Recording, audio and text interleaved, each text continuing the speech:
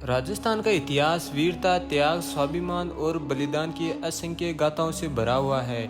यहाँ के किलों, महलों और दुर्गम पहाड़ियों में केवल युद्धों की कहानियाँ ही नहीं बल्कि उन स्त्रियों की कथाएं भी छुपी है जिन्होंने अपने आत्मसम्मान और सिद्धांतों के लिए असाधारण निर्णय लिए। राजस्थान की ऐसी ही प्रसिद्ध ऐतिहासिक एवं लोक परंपरागत महिलाओं में रानी उमादेव भट्टियाणी का नाम भी विशेष रूप से लिया जाता है। उन्हें इतिहास और संस्कृति में रूठी रानी के नाम से प्रसिद्धि मिली। उमादेव भट्टियाणी जैसलमेर के भाटी राजवंश की राजकुमारी थी। वे जैसलमेर के शासक रावल लूणकरण भाटी की पुत्री थी।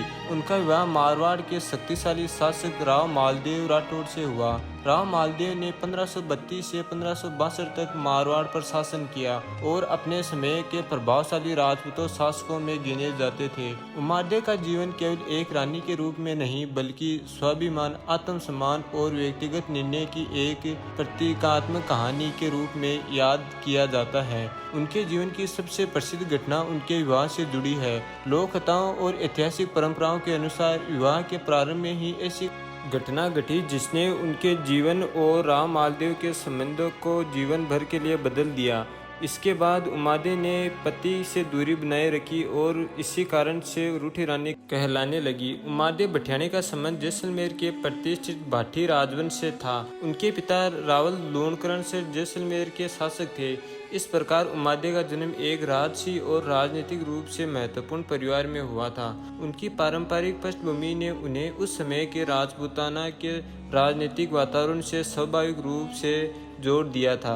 उनकी बहन धीरबाई भट्टियाणी का विवाह मेवाड़ के महाराणा उदयसिंह द्वितीय से हुआ था। इस प्रकार उमादेव का परिवार राजस्थान के कई प्रमुख राजघरानों से वैवाहिक संबंधों के माध्यम से जुड़ा हुआ था। उनका विवाह राव मालदेव से केवल व्यक्तिगत संबंध नहीं था। मध्यकालीन राजपूत समाज में राजघराने के विवाह राजनीतिक संबंधों को मजबूत करने का महत्वपूर्ण माध्यम थे।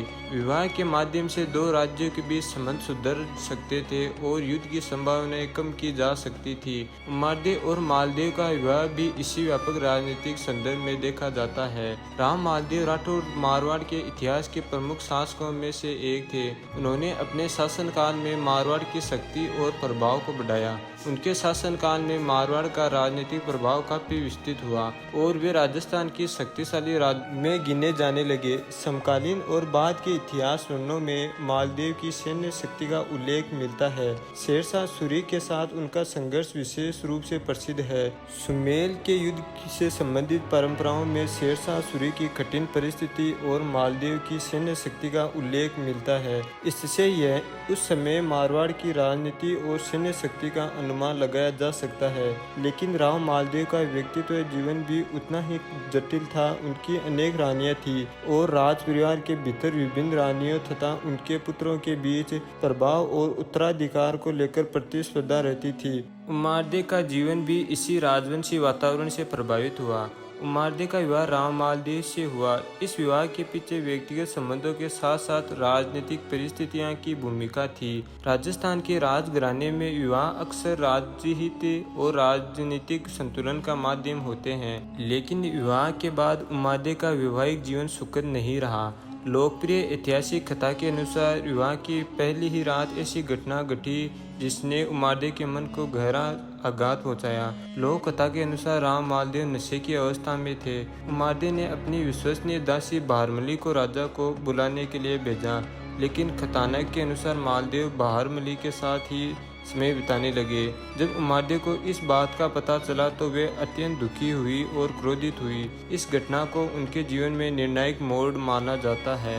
यह ध्यान रखना आवश्यक है कि इस घटना के अलग अलग संस्करण लोक कथाओं और ऐतिहासिक लेखन में मिलते हैं, इसलिए इसे पूरी तरह निर्वाहित ऐतिहासिक तथ्य के बजाय राजस्थान की प्रचलित ऐतिहासिक लोक परंपरा के रूप में समझा जाता है। विवाह के बाद उमादेव ने राव मालदेव से दूरी बना ली।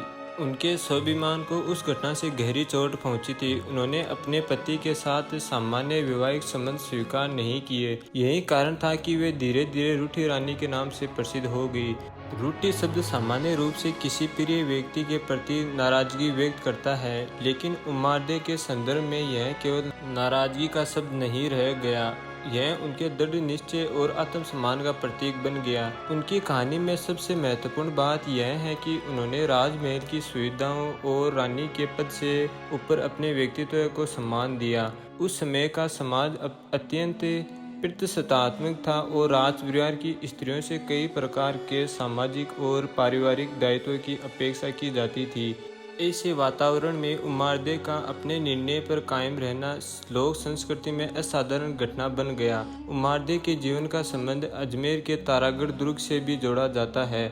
कुछ ऐतिहासिक विवरणों के अनुसार वे अपने जीवन के एक चरण में तारागढ़ में रही। तारागढ़ दुर्ग राजस्थान के महत्वपूर्ण ऐतिहासिक दुर्गों में से एक है और इसे गढ़ बीठड़ी भी कहा जाता है। लोकप्रिय विवरणों में कहा गया कि राव मालदेव ने उमारदे के लिए तारागढ़ में रहने की व्यवस्था की। इससे यह स्पष्ट होता है कि दोनों के बीच दूरी होने के बावजूद उमारदे का राजसी सम्मान पूरी तरह समाप्त नहीं हुआ था। तारागढ़ का वातावरण उमारदे की कहानी के साथ जुड़कर एक प्रतीकात्मक अर्थ ग्रहण करता है।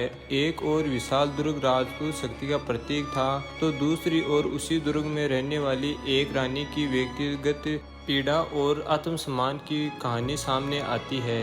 समय बीतने के साथ राव मालदेव ने उमारदे को अपने पास वापस लाने का प्रयास किया। कुछ परंपराओं में उल्लेख मिलता है कि उन्होंने अपने दरबारी कवि ईश्वरदास बारट को उमारदे को समझाने के लिए भेजा। कवि ने उन्हें समझाया कि यदि वे मारवाड़ लौटती है तो उन्हें सम्मान मिलेगा और उनके पुत्र को उत्तराधिकारी बनाए जाने की संभावना होगी। उमारदे पहले इस प्रस्ताव को स्वीकार करने के लिए तैयार हुई।